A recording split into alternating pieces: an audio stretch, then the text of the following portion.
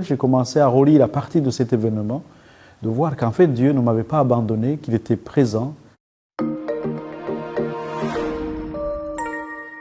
Je suis le Père Élisée et je voulais vous partager mon histoire personnelle. Alors moi je suis né au Burundi, il y a déjà 44 ans déjà. Et jusqu'à l'âge de, on pourrait dire, à la fin de mes parcours primaires là-bas, dans mon pays. Et en fait, avant d'entrer au collège, j'ai perdu mon père en 93. Et mon père s'est suicidé.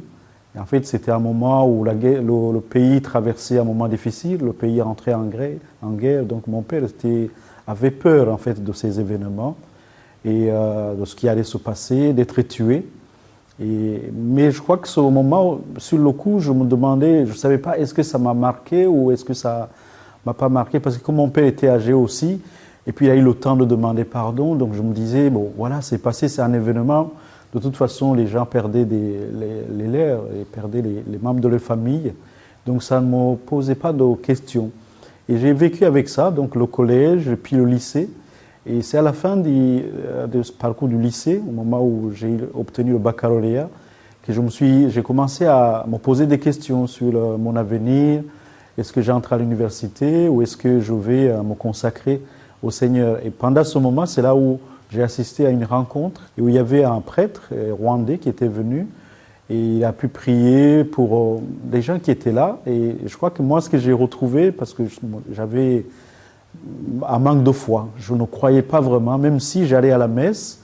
Et voilà, c'était une foi un peu endormie qui avait besoin d'être réveillée, restaurée. Et ça m'a permis de relire un peu tout le parcours de ma vie à partir de ce moment-là.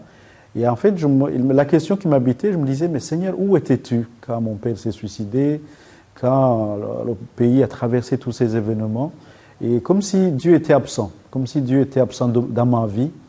Et à ce moment-là, et en fait, j'ai commencé à relire à partir de cet événement, de voir qu'en fait, Dieu ne m'avait pas abandonné, qu'il était présent, et de voir plutôt des petits signes dans la vie, dans ma vie, dans mon quotidien, mais aussi en relisant mon histoire, de voir qu'en fait, le Seigneur, il était là, il était présent, parce que j'étais encore en vie, et il y a eu d'autres qui étaient déjà décédés, et j'avais pu obtenir le baccalauréat, ce qui n'était pas le cas de beaucoup de jeunes de mon âge.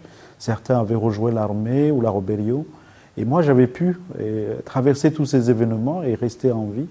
Et donc, je rendais grâce. Et c'est à ce moment-là qu'est né aussi le désir de donner ma vie au Seigneur comme un cadeau, pour lui dire merci d'avoir pris soin de moi. Et voilà, c'est vraiment quelque chose, cette générosité qui m'habite depuis ce moment-là, qui continue à m'habiter. Et aujourd'hui, ça fait 20 ans déjà que je suis au service du Seigneur. Et je rends grâce pour tout ce que je vis, avec mes frères et sœurs, tout ce que nous vivons ensemble, et les chemins du Seigneur.